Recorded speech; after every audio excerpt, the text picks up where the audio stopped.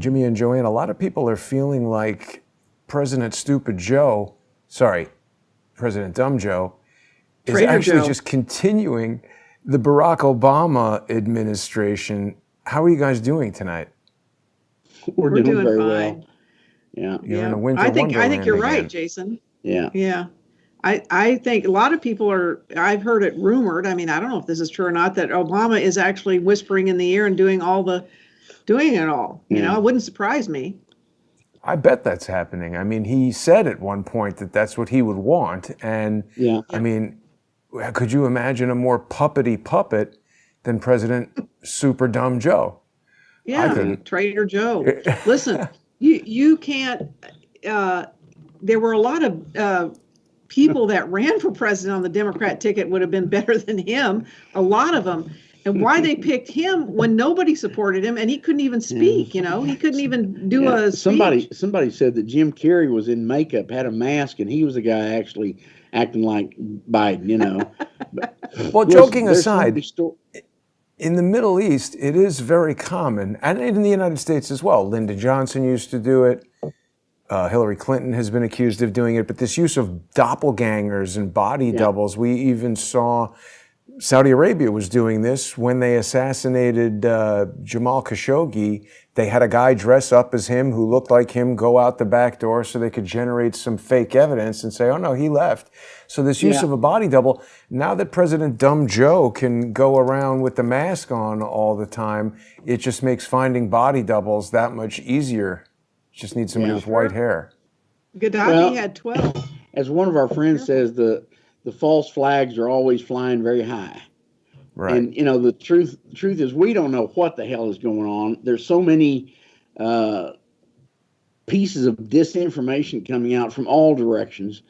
And it's real hard to try to disseminate what the truth is and what the falsehoods are and who's telling the truth and who's being fed a pack of shit and everything. You know, I mean, it's terrible. And, of course, all of us sheeple out here trying to figure out if it's safe to go out the front door, if we need to stock away some more water or some beans or whatever, you know. And in the meantime, there's no leadership. And the truth of the matter is, this past election was turned into a deal about Trump, and it wasn't about Trump. It was about the United States, about America, and about the lives and souls of the people.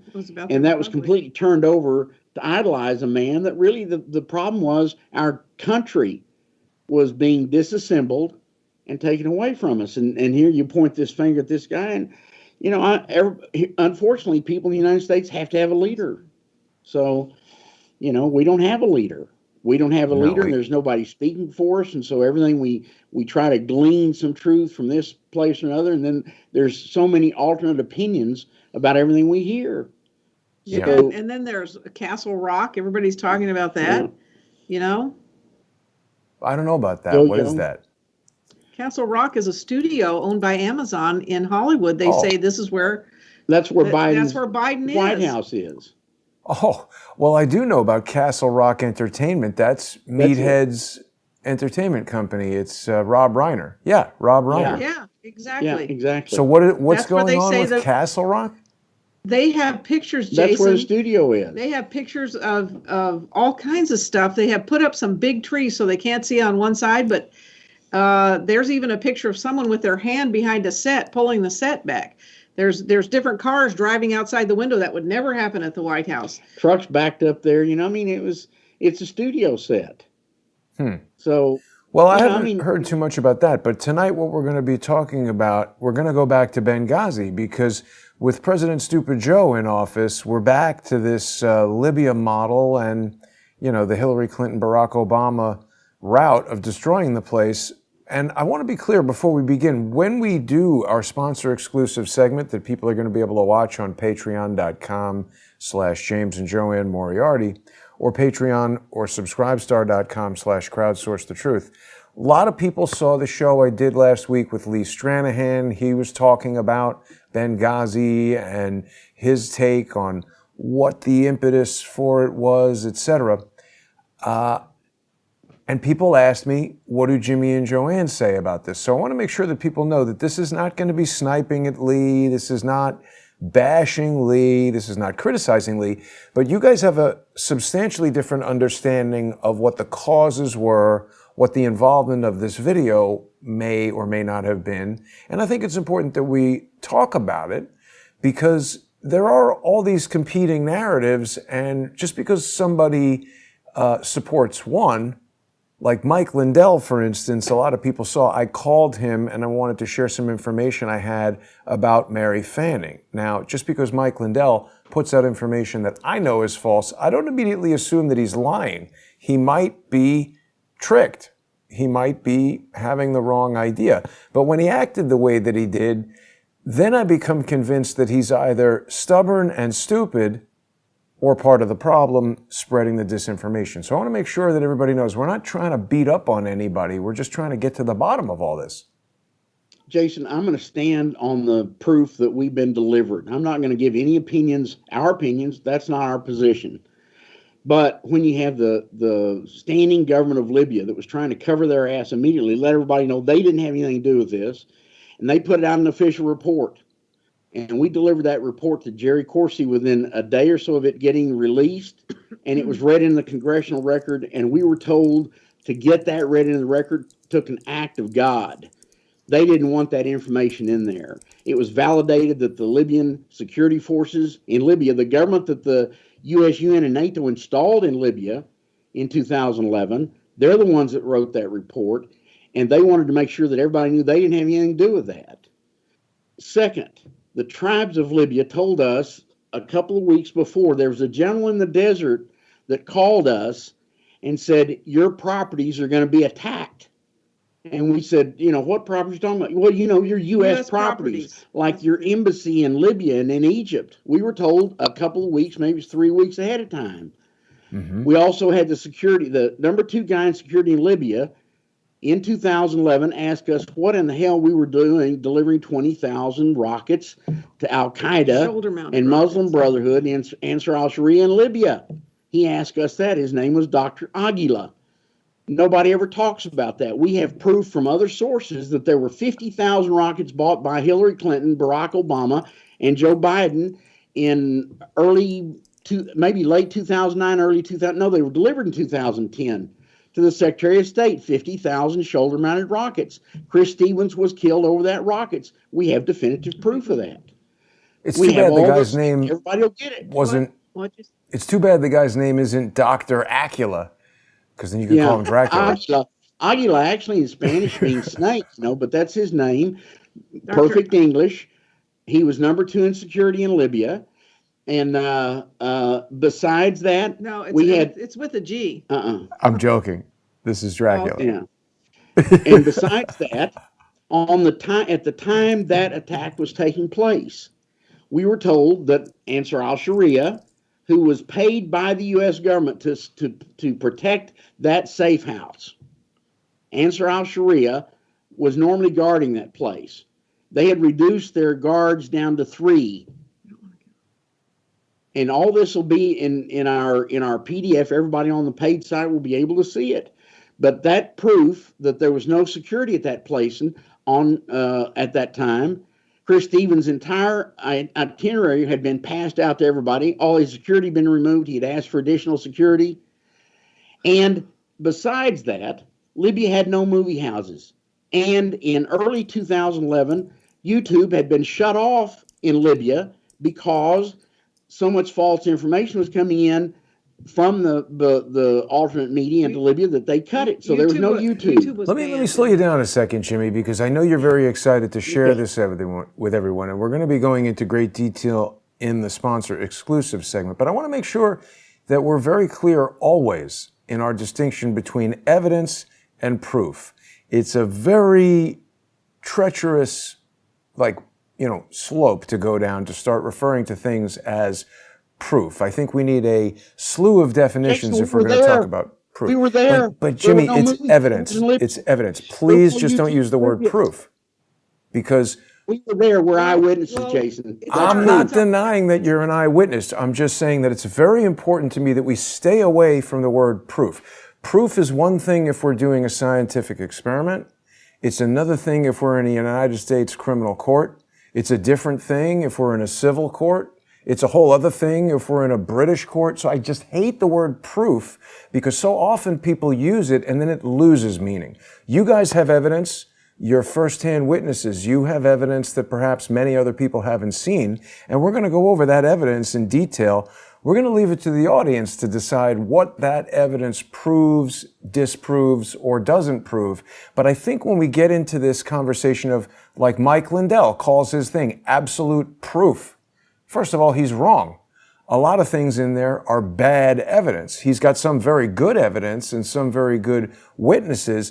But when you start running around calling it proof, we got to leave it to some body of judgment to determine whether our evidence proves something. In this case tonight, that body will be the court of public opinion in the form of our audience. You guys will present evidence. The audience can compare it to other evidence they've seen, and they can decide if we've proven something or not. That's my only beef. Well, I think very few people discern between proof and evidence, Jason. I think, when you get into that, you get into semantics and you lose a whole lot of people. But you're right. I mean, I agree with you. But I think when you have evidence that was handed to you from Libya, from the source, and when you have eyewitnesses who were across the street when it happened, when you have these kind of things, they're not just our CNN or somebody this that's is putting not out our an agenda. opinion. This is what we witnessed. What we didn't witness Benghazi, but what we witnessed in Libya, and the people we met in Libya and the Libyan tribes who have come to us with proof of, or not. Well, you want to use the word proof? Well, evidence that this is what happened. And then we did another whole show with you when they came from us. They came to us from Washington, D.C. asking us to get proof or how they were going to defend this guy who was charged with the Benghazi thing. They asked us to find out. So the bad guys in Washington, D.C. pointed to us and said those are the people that had the information. That lawyer, right? I remember that. Yeah. Peed. Yeah. That's him. And what happened was the guy was not even a Libyan. He was a Palestinian. And they obviously didn't know that, or they did know that. I don't know. But there were a whole lot of things that happened, during that time. So I think you have to look at what the DIA said about our information. The DIA said our information is 100% correct from the tribes. That was told to Congressman Pete Sessions. That's been told to more than one person. So we've never found the tribes to give us any information. We've never had bad information. And again, I'm not doubting by referring to something as evidence rather than proof. I'm not doubting its veracity. We need to be precise. And when we throw around this term proof, it's suggestive of a conclusion. And part of the problem is that when we're dealing with deception, we're dealing with disinformation, we don't know who's giving what to who. So we have to examine each piece of evidence. That's not right. We know where our information's coming from. And when you talk about proof, the problem with proof and evidence, but we don't know who might have deceived them. Guys, I'm going to flatly refuse to refer to anything as proof. It's a fundamental mistake to talk about proof. We're going to talk about evidence. We're going to examine evidence. And then whatever body is deciding what is or isn't true, in the case of this show, it's everybody in their own mind will decide what the proof is. If we were presenting this in court, we would have to meet a certain challenge to prove, beyond the shadow of a doubt or beyond a reasonable doubt or whatever it is. We're misusing the term proof if we call elements of evidence proof. I'm sorry, it's not a debate, it's a fact. Okay. I think I don't know if the American people I want us to be into precise, guys. Well, because it misleads people. When you talk about proof, you're talking about a conclusion. And the truth is, we know what we know, and then there's elements that we don't know. And when Lee presents stuff, I can't say that anything that Lee has said is false. That doesn't mean that he has the right answer. And that doesn't mean that he's provided proof that this video was the cause. He's provided evidence that is good evidence. He shows a news show from Egypt showing the video. days before this happened. So to say that it played in Egypt and people knew about it and there was I don't want to go over everything that Lee said, but he's presented evidence. Tonight we're going to present evidence. I think it's going to hurt the presentation if we start with the conclusion that it's proof. Okay. Well, I'm going to stand on the source of the information. And, I'm not talking about any news agency that we don't trust any news agency. So the information we have received was received from sources that have always been correct, always, in everything they've ever presented to us. We're not talking about some reporter that had an earpiece in his ear that was told what to say. We also have eyewitnesses. It was across the street. These kinds of things are real hard to say, well, that's an opinion. It's not an opinion. I didn't say it was an opinion. Listen, we've got a fundamental disagreement here because someone standing in the street looking at the building get bombed who tells you, I saw it get bombed, they're giving you eyewitness testimony. That's evidence. It is not proof. They might have seen it get bombed, but that doesn't mean they know who sent the bomb. That doesn't mean they know what was in the bomb, what the purpose of the bomb was, what motivated the bomb. It's an element of evidence. And I'm not trying to be difficult, guys, but we cannot go into any investigation saying, I trust this person, so it's proof. They're a good source of information. They're providing us with credible evidence. We're going to examine that evidence. Part of the reason I'm being such a stickler on this is because when we have people like Mike Lindell produce a thing called This is Proof, or whatever he called the thing, undeniable proof, it just destroys the argument from the outset. We just can't approach it like that. I'm happy to look at the evidence that you guys are going to present. We're going to be doing that in 15 minutes on Patreon. I'm not going to sit in the same room with Lindell and try to say that his information is anywhere like whatever we've got. First of all, he needs to go to some diction classes and some things like that. But really and truly, Jason, the thing is, we have never had an agenda in this thing. We've always been provided information, and that's what we put out. And I'm never going to accept anything from CNN or any other news agency, some agenda-driven entity that's going to try to sell their story that was provided to them by AP, who's owned by Soros and Company. We don't get that kind of information. I'm not saying you should do that, guys. I don't understand why we're having this misunderstanding. I don't either. I'm not talking about CNN, and I'm not saying that Lee Stranahan is proof. I'm just saying we cannot refer to evidence as proof. I refuse to do it. I will not do it. It's the wrong approach. Well, doesn't matter how credible the person providing it is. We said our information, Jason, not our proof, our information. Okay, the comments are agitating me, and we're getting off on a tangent here on this distinction that I find important that you guys don't. But what else are we going to talk about tonight?